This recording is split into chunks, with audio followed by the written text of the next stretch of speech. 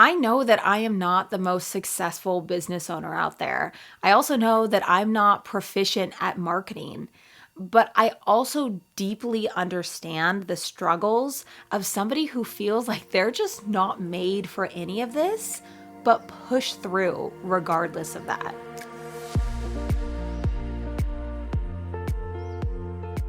Welcome back to the Candle Business Podcast. If it's your first time joining me here today, my name is Erica and I run a candle business called Memory Box Candle Co. with my husband, Chris.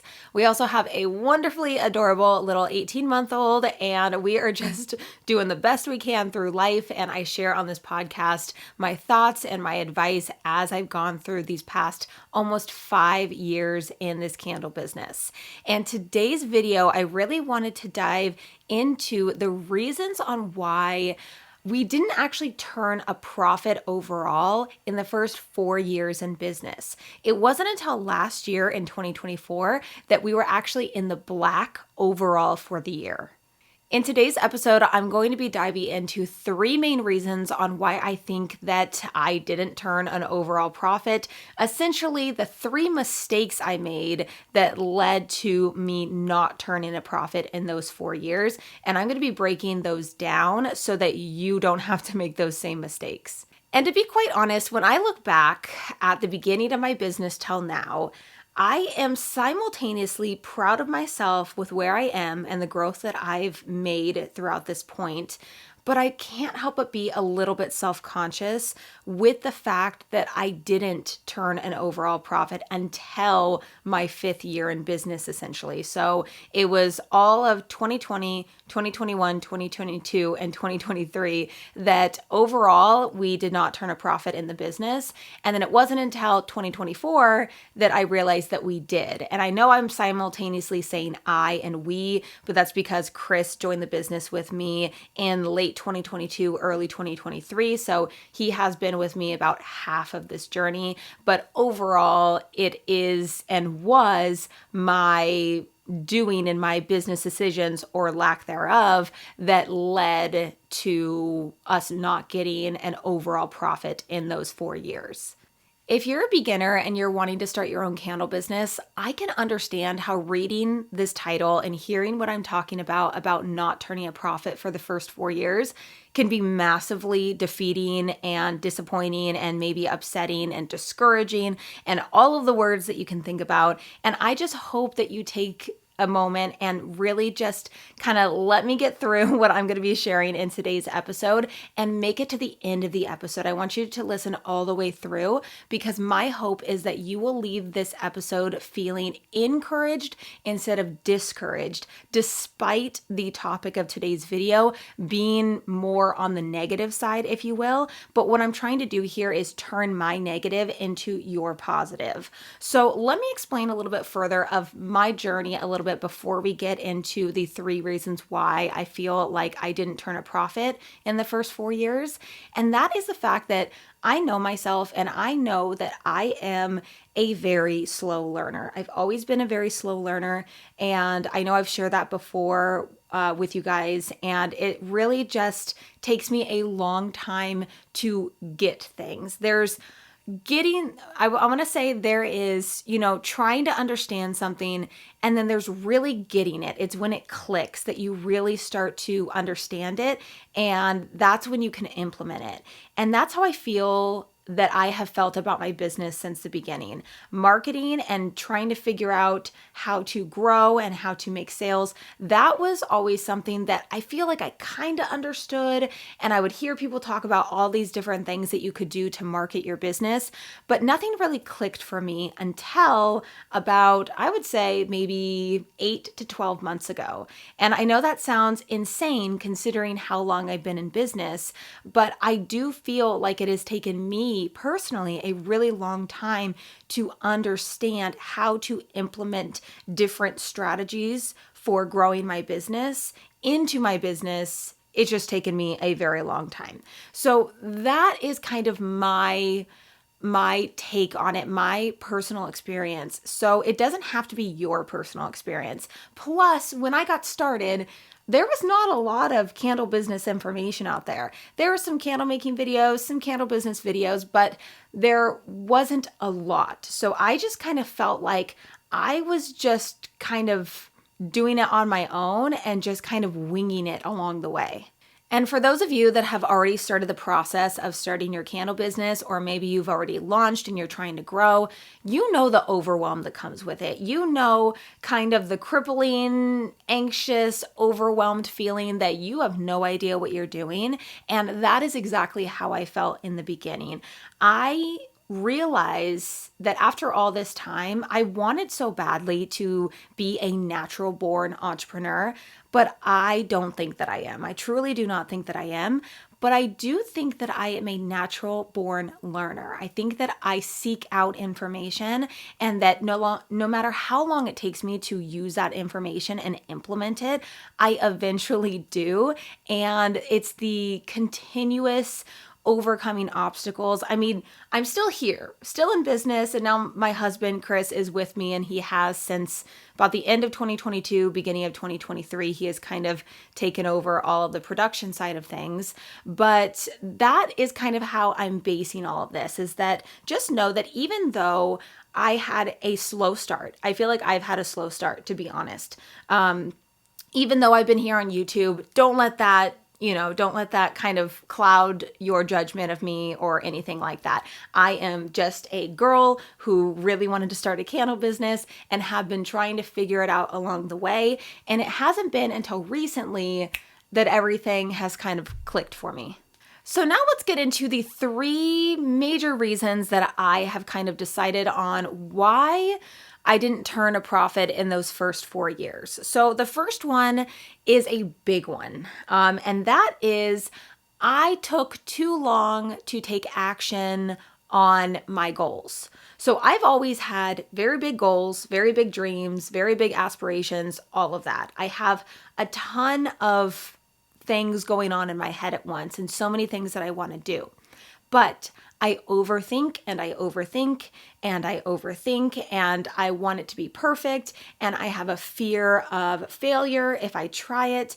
And all of these things merged into one just leads to inaction on anything that I'm wanting to do. So for the longest time, I wanted to do wholesale, and I talked about it and I thought about it and I kind of attempted at it, but I didn't stick with it, and therefore nothing came of it until I really, really, really put in the work to figure it out and get started with it. And now it is the biggest part of our business right now.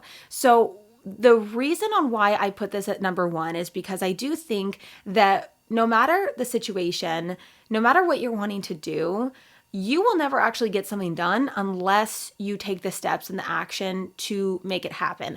I used to think when people were like, oh, you got to take action, I'm like, okay, yes.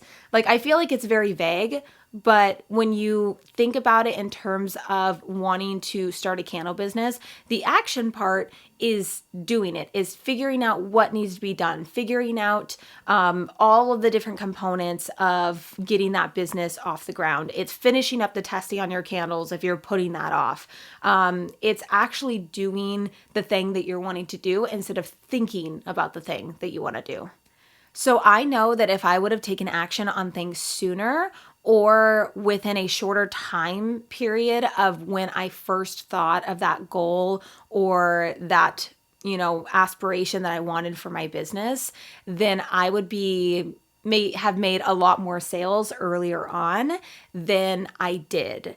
And there is something that I had heard in a podcast talking about success comes from the faster to implement. So the quicker you are to implement something, the more chances you will be at success. So if it takes you a very long time to take action or to implement something, then you're never going to be successful at it. Even if you try something out and it doesn't work, that's better than not doing any action at all. Reason number 2 on why I think I didn't turn a profit in those 4 years is that I just wasn't very careful with the money that I was spending. So I feel like I spent too much money on things that were not necessary. So for instance, back in 2020, I got a very expensive, large printer. It's a laser printer. We still have it. But at the time, I was not needing a very large printer. I got it because it was something that a lot of people were talking about, and I felt like it was going to make my labels better, even though my labels were very simple and didn't need this big, fancy, expensive printer. I kind of did the same thing when it came to any kind of equipment or things that I thought that I needed for my candle business. It was kind of like, okay, I need this, I'll buy it. I need it, I'll buy it. And I just felt like because technically I had the money at the time to spend on it, I would spend on it. So any kind of camera equipment, I got tons of photo boards. What else do I have on my list over here? I also got, legal services. Oh my gosh, legal services, you guys. I regret so much of those legal services that I got. I'm not saying that working with a legal professional is bad in any way. I just feel like I should have really taken a step back and not spent as much money as I did on certain things that I had done for me. I feel like I jumped too far into it, maybe thinking that if I spent all this money on nicer equipment, more things and more stuff and more legal services, that somehow that was going to make me more legit, more professional, more successful in the long run. And those things in and of themselves is not going to lead to success. And as you could see in those first 4 years, definitely didn't lead to a profit or more sales by doing that. I just feel like looking at my expenses over the years, I definitely should have really taken a step back to see what was really necessary to spend money on and what wasn't necessary to spend money on. And the third reason on why I think I didn't turn an overall profit in the first 4 years, and I know I've talked about this so much, but I promise this is something that I am going to be talking about forever because I think it is the number one most important thing that anybody getting started should focus on first and foremost, and that is defining your target audience, knowing who your customer is going to be, and therefore knowing who you're making candles for.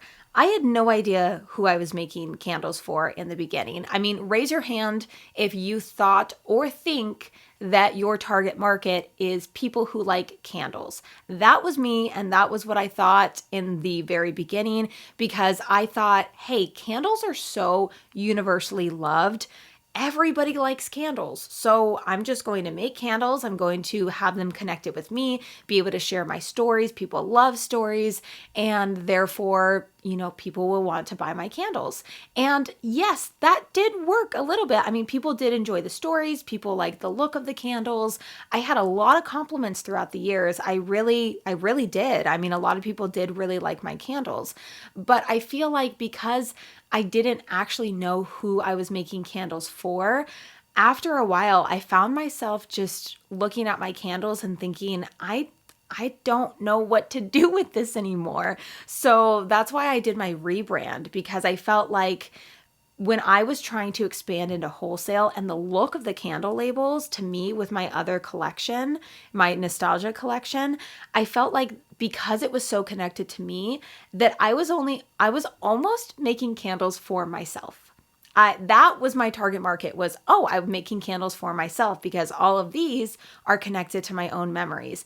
And you got to flip that around and think about what is in it for them? What's in it for your customer? What value are you going to be bringing to them? And I felt as soon as I realized that, as soon as it clicked for me, essentially, on the whole target market, understanding that, how that dictates every aspect of your business, once I realized that, I knew I had to rebrand and just change up some things and change up the way that I was being perceived by my ideal customer and really draw in those ideal customers with the way that I set things up with my messaging, with my photography, with everything that I have within my brand. And with that, I have so much more clarity now with my new rebrand and with how I have everything set up versus my brand before. It almost seemed like my brand before was just kind of and then now I feel like it's really elevated so much more, and it makes every single part of my business so much easier because I know who I'm selling to now. I know that I am not the most successful business owner out there. I also know that I'm not proficient at marketing. But I also deeply understand the struggles of somebody who feels like they're just not made for any of this, but push through regardless of that. So I really hope that instead of being discouraged by today's episode, that you can feel encouraged, that you can take my mistakes and learn from them.